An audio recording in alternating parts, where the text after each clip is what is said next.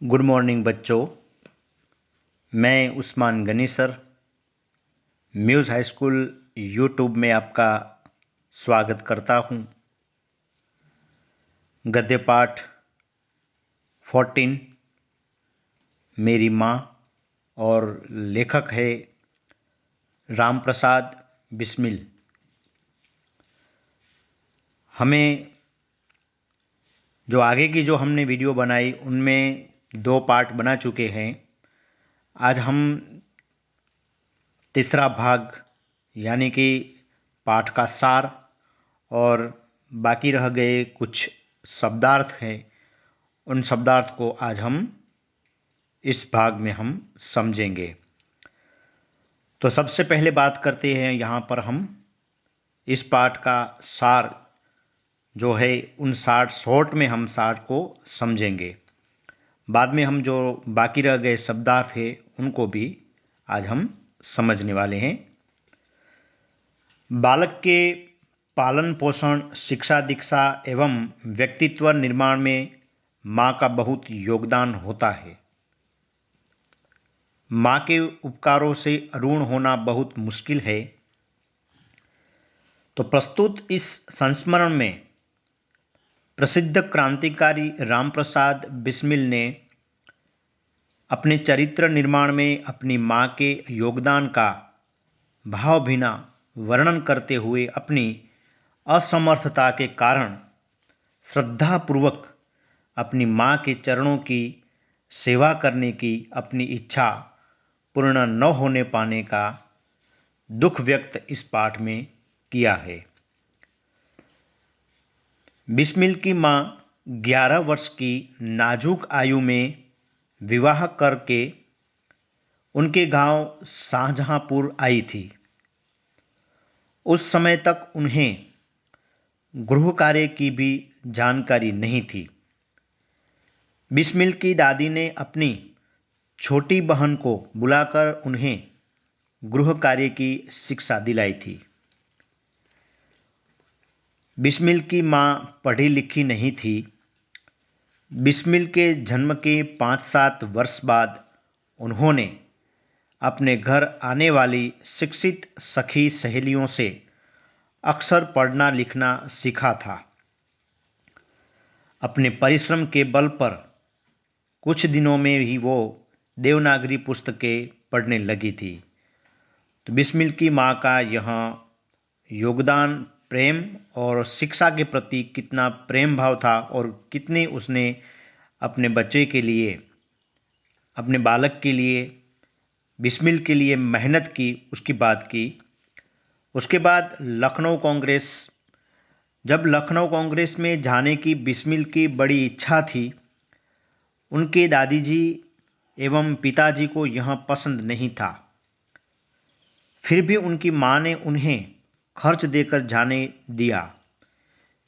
इसी तरह शाहजहांपुर सेवा समिति में भी वह सहयोग देते थे, पर पिताजी और दादाजी को यह अच्छा नहीं लगता था। उनकी माँ ने इस मामले में भी उनका साथ दिया था। शिक्षा और विवाह। बिस्मिल के दादी जी एवं पिताजी बचपन में ही उनका विवाह करना चाहते थे, पर उनकी माताजी कहती थी कि शिक्षा पा चुकने के बाद ही विवाह करना उचित होगा। माँ के कारण ही उन्हें शिक्षा प्राप्त करने का अवसर मिल पाया था। वकालतनामे की जो घटना हुई, उन घटना में एक बार बिस्मिल ने पिताजी दीवानी मुकदमे में किसी पर दावा करके वकील से कह गए थे कि जो काम हो सके वह बिस्मिल से करा ले। वकील ने उनसे वकालतनामे पर पिताजी के हस्ताक्षर करने के लिए कहा, तो उन्होंने साफ इनकार कर दिया। माँ का योगदान। बिस्मिल कहते हैं कि यदि उन्हें ऐसी माँ न मिली होती तो उन्होंने भी अति सामान्य मनुष्य की तरह संसार चक्र में फंसकर जीवन बिता दिया होता। उनकी माँ ने शिक्षा आदि के अलावा क्रांतिकारी जीवन में भी मेजिनी माता की तरह उनकी सहायता की। जन्मदात्री का ऋण चुकाना उसके बस में नहीं था। बिस्मिल कहते हैं कि वे इस जन्म में ही नहीं, उनके अनेक जन्मों में प्रयत्न करने पर भी अपनी मां से अरुण नहीं हो सकते। वे अपने जीवन को सुधारने, देश सेवा में संलग्न होने में सहयोग देने, धार्मिक जीवन में सहायता करने, शिक्षा प्राप्त करने में सहयोग देने में आदि का जो श्रेय है अपनी मां को देते हैं। वे अपनी मां का आभार व्यक्त करते हुए कहते हैं कि उन्होंने उनका केवल पालन पोषण ही नहीं किया, बल्कि उन्होंने उनकी आत्मिक, धार्मिक एवं सामाजिक उन्नति में सदा उनकी सहायता की है।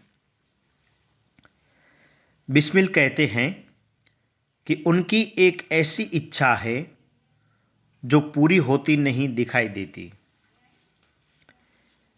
वे श्रद्धापूर्वक अपनी मां के चरणों की सेवा करके अपने जीवन को सफल बनाना, अब इसके बदले उन्हें उनकी मृत्यु की दुख भरी खबर सुनाई जाएगी। मां से प्रार्थना। बिस्मिल अपनी मां से प्रार्थना करते हैं कि वे उन्हें ऐसा वरदान दे कि अंतिम समय में उनका हृदय किसी भी तरह से विचलित न हो और वे उनके मां के चरणों को प्रणाम कर परमात्मा का स्मरण करते हुए शरीर त्याग सके। तो बच्चों, यहाँ पर हमने आज पाठ का सार शॉर्ट में हमने संपूर्ण तरह से सरल रूप में समझा है। अब हम बात करेंगे यहाँ पर जो कुछ रह गए शब्दार्थ है, उन शब्दार्थ को आज हम समझेंगे। तो बात करते हैं यहाँ पर शब्दार्थ की। शब्दार्थ में सबसे पहला शब्द है प्रोत्साहन। उसका अर्थ होगा उत्साह बढ़ाना, हिम्मत बंधाना। सद्व्यवहार तो अर्थ होगा इच्छा, व्यवहार या अच्छी चाल चलन। संकल्प तो उसका अर्थ होगा दृढ़ निश्चय। वकालतनामा अदालत में पैरवी करने का एक अधिकार पत्र। नितांत अर्थ होगा बिल्कुल, पूरी तरह। जीवन निर्वाह तो उसका अर्थ होगा जीवन व्यतीत करना या जीवन जीना। शब्द है मेजिनी। मेजिनी का यानी कि 1805-1875 का जो जन्म इटली में हुआ था, वह लोकतंत्र का एक प्रबल समर्थक थी। वह ऑस्ट्रियन शासन में